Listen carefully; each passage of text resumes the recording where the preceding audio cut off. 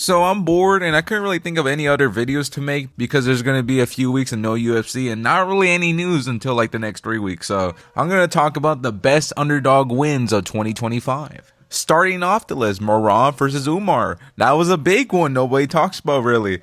Well, they were at the time, and then like a month later, they were also still discussing it, how big of an underdog MERAB was, because literally nobody was picking MERAB except for like a few people, and I think he was like a 250 plus underdog or something crazy like that. Like, it was actually insane that how many people doubted him, because I even doubted him. I thought he was gonna get ragdolled by UMAR. I thought UMAR was gonna ragdoll freaking MERAB, bro. I thought he was gonna take him down and just have his way with him pretty much, just out wrestle him, but I was wrong. He melted UMAR and just started putting it on him. It was a good performance by MERAB, even though it was like 3-2, so it wasn't that bad of a pick to pick UMAR, but MERAB shouldn't have been that big of an underdog. It was actually ridiculous that nobody really gave him a chance to win that, but good win from MERAB. So the next one, Kamaru Usman versus Joaquin Buckley. I'm not gonna lie, even I thought Buckley was gonna beat Usman. But for him to be this big of an underdog is actually crazy though. Freaking a plus 225 underdog. Like, to be fair though, like he was coming off like not winning for like 3 years. And also like we just saw Buckley just kind of beat up Covington, and that's one of Usman's best wins. So we kind of used MMA math there. But then again, like Buckley did beat freaking Covington like on short notice. So it's kind of rough on that. So we should have known. But at the same time, like Usman's like 38. He has no knees. And it's crazy to me that he did win, especially the way he did it. I thought he was going to win off the jab alone. I thought the striking was going to be the issue. I didn't think the grappling was going to be the heavy issue, because Usman, to me, he never looked that well. He did look very like dominant in the grappling when it came to like in the beginning of his career, but then I saw people were able to get back up, not be able to like get held down for a whole round, because even Masvidal was able to get up. So it's just crazy to me that Buckley didn't have better takedown defense than Masvidal. So it's kind of rough. Yes, I know Usman was able to get down Masvidal, but it took a while, and I know he took them down in the first round, but he was able to get back up on the open mat. So I'm just saying, like, it just, if Masvidal was able to get up, I thought Buckley would be able to. I thought the jab was gonna be the problem again, but I guess Buckley's grappling, it just wasn't it. So, but yeah, good win on Usman. People want to get a title shot after that. That's how good of a win was. I don't think it was that crazy of a win, but the way he did it was very dominant. So it was impressive, but at the same time, I don't think he should get a title shot off of that, but that's just my opinion. But good win. Now moving on. Derek Lewis versus Talison Teixeira. Like, a lot of people were picking Teixeira. Even I did. Oh, I'm going to be on this list a lot. Am I freaking? But it's just Teixeira. I just thought he was going to be like a monster at one point. He was looking like it, because who does that to Justin Tafa, man? Who really does that to Justin Tafa? Like, I thought Derek Lewis would go to war with Justin Tafa. So I just used math there. I should have known. He was a saggy body. He wasn't really the athletic heavyweight I thought he was. But it's just, come on, bro. Like, Derek Lewis is like 40 something years old, and I seen him give him multiple times. I thought Teixeira will be able to do it. But then again, I should have watched his Dana White Contender Series fight. I did, but I didn't know who he was really. I just saw the fight. I'm like, oh damn, he's crap. But then I saw him like flatline Justin Tafa, so I'm like, okay, he's actually pretty good. But if I went off of that, the Dana White Contender Series fight, I would have picked Lewis over him, but I didn't use my brain, bro. I didn't do it. I should have known, because I was like, maybe Lewis could actually get it done. And he is a very big underdog, so I should have went with it, but it just, I just doubted him, man. I shouldn't have done it. I shouldn't have doubted the Black Beast, bro. That's all I have to say pretty much. So now I'm just going to move on. But it is crazy that he was a big underdog like that. Like, Lewis should have been that big of an underdog, but it's whatever. But yeah, anyways, let's move on to the next one. Johnny Walker versus Zhang Mingyang. Okay, this is the one we all agreed Mountain Tiger should have won the fight. Like, we all thought he was going to win that fight, including the odds alone. Like, it's crazy how big of an underdog Walker was, but can you blame us? Can you blame us how big of an underdog Johnny Walker was? Especially got flatlined by Uzumir that easily? And going off the hype alone of Mountain Tiger?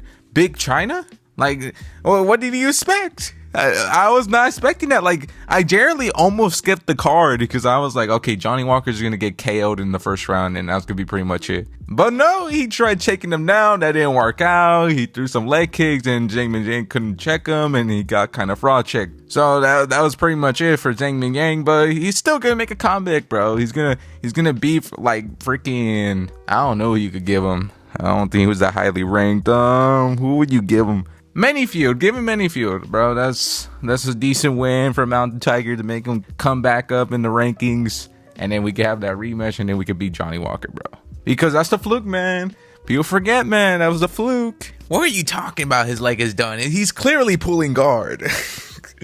Mountain freaking Mountain Tiger, bro. How you gonna lose to Johnny Walker like that? Like, generally, the only way I thought Johnny Walker winning, I don't really know. I was really not expecting him to win. That's literally the biggest underdog win of this so far. Like, it's probably the biggest underdog win I've seen so far ever since watching MMA. Like, I generally thought Johnny Walker was not gonna win that fight ever, but I was completely wrong. I should have doubted him, bro. Johnny Walker's pretty, I don't know, bro. It's just maybe because he's been chinned so many times, it's like it's kind of hard to bet on him, especially when he's going against a power puncher. But then again, it's like heavyweight, everybody's kind of a power puncher, so I don't know. I just wasn't expecting that. I generally wasn't. Like, leave in the comments if you were expecting him to like fraud check Miggy Yang. Like, I was not expecting that at all. So, but yeah, good win on Walker, man. That was very impressive from him because I generally wasn't expecting that. I was generally baffled that he won that fight. I generally was, but it's whatever. Now, moving on to the next one. Diego Lopes versus Gene Silva. Like, this one, I don't agree with Silva being that big of a favorite. Like, he didn't really do much before then. Like, he beat Bryce Mitchell, and that's pretty much it. He didn't beat anybody else after that. So, him being that big of a favorite is actually crazy because, like, Lopes, he fought Volk. He at least fought like a Dan Ige and like a Brian Ortega at least. Wow, Silva didn't do anything. It's kind of crazy. Like, I know I picked Silva and I kind of wish I picked Lopes. It's just I didn't think he was going to get the grappling off that early. And to be fair, Gene Silva was doing his thing in the fight. Like, I know he arguably got 10-8 in the first round, but he was kind of cooking him on the feet in the second round. But then he got spinny elbowed because he kept rushing it. That was kind of his fault. Kind of low IQ, but I just think he's inexperienced being a dogfight like that. So, good win from Diego Lopes because I didn't think he was going to win. So, that was a really good win by him. Now, moving on. Alex Pereira versus Magomed Ankalaev. Like, this one, I was generally convinced Alex had no chance of winning. Like, I generally was. Like, I was watching like sad edits like a week before, like already like writing his funeral, like whatever, like writing a speech in my head, like, okay, he's done. But it's cool. We had a cool ride. It was cool to have the Alex era.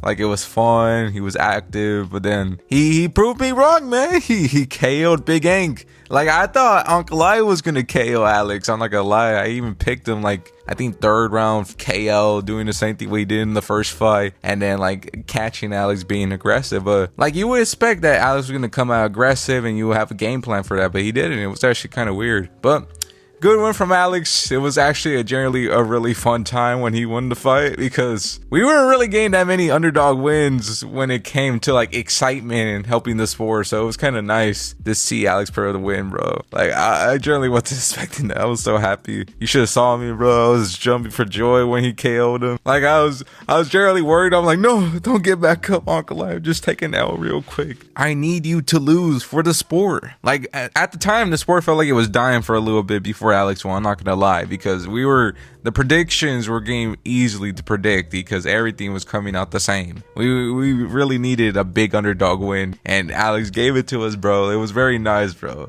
It was a good time. Thank you, Big Ank, for losing. We really needed that. Also, I don't hate Big Ank. Big Ank is actually a cool dude. He has a coffee shop and everything. Like, I would root for him against Khalil. There's matchups that I would root for Big Ank. I just didn't want him to win this fight, so. Anyways, now moving on to the next one. RDR versus Brendan Allen. This is the one I was not expecting him to win. I thought Allen was going to get cooked, not going to lie, because Allen's just a really good middleweight. And does he have the ability to win the fight? Yes. But my problem with him is his IQ. Because, like, he's basically Achilles when it comes to, like, his skill set. He's really skilled, but very low IQ. So it's kind of hard to bet on him when it comes to certain matchups, especially when it's like a big fight. Like it's kind of hard to pick him when it's like a big opponent because he always fumbles because he makes a low IQ. I said this already. Like I always said this about Allen. Like Allen's one of my... It's weird because I don't like him as a personality, but I see so much skill in him that I want him to succeed. So it's a weird one for me because I don't really have this with anybody else but Allen. I see all the skills he has, but I don't like him as a person, but I still root for him.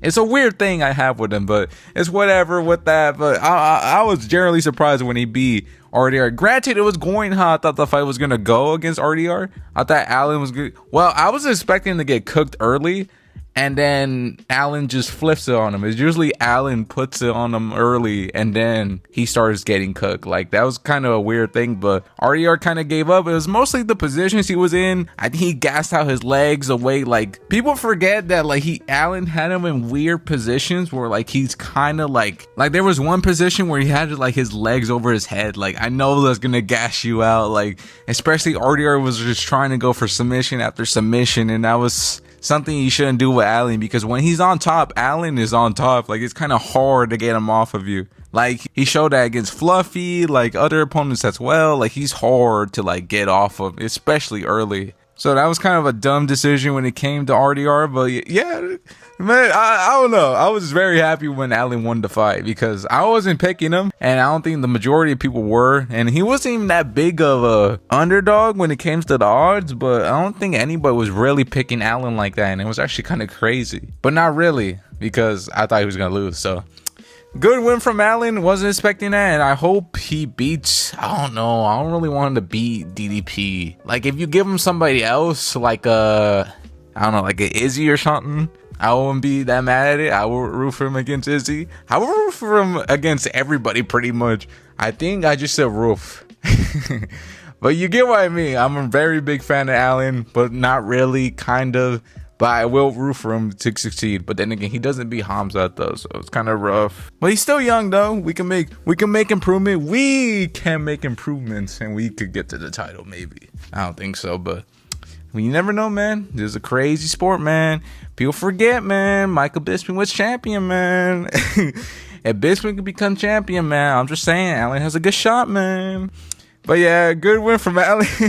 And yeah, now moving on to the last one. Versus MERAB, bro. MERAB 2, man. I wasn't expecting that, man. I don't think a lot of us was expecting Peter Yan to win that fight, unless you knew ball, and I wasn't the person that knew ball like that for him to win. It's just, I saw their first fight, and I thought when I first watched it, it's more competitive than people give it credit for. Then I rewatched it like a week before the fight was happening, and it was kind of dominant. Like, he didn't really do much. Like, I thought Yan did better. He did a lot better when it came to defending the takedowns, but when the activity came with the striking, MERAB looked a lot better than that I gave him credit for. So it was kind of hard for me to go with Peter Yan, especially how one-sided the first fight was. But hey, man, Yan proved me wrong, man. I wasn't expecting that, but I should have knew, bro. People forget, man. Peter Yan downloads data, man. He had a whole 5 rounds to download some data, man.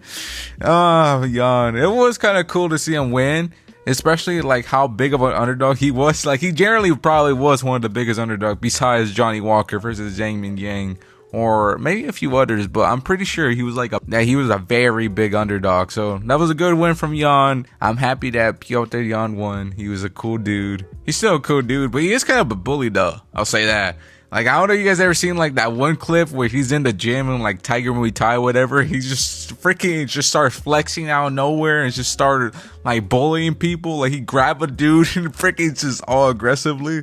Pause, very pause, but you get what I mean. Like, dude is a bully, man. But then again, he's Peter Yan, man. Bro, I don't know how people didn't give him more stuff when he went up to that homeless dude and just said, Aljo, hey, Aljo. Oh, man, Yan, bro. But yeah, good win from Yan. Wasn't expecting it, and that's pretty much the whole video, man. I think that's everybody we could cover so far. There was a couple others, but I think there was a couple others like JDM versus Balon, but it wasn't a big enough underdog for me to say, oh, JDM had no shot, because I did think JDM had a really good shot, and a decent amount of people thought so. So that's why I didn't put them in. I think there was another one, but I can't think of the top of my head. Yeah, that's pretty much all of them, man. I'm gonna try to think of more videos to do, and yeah, thank you for watching, man, and God bless you guys.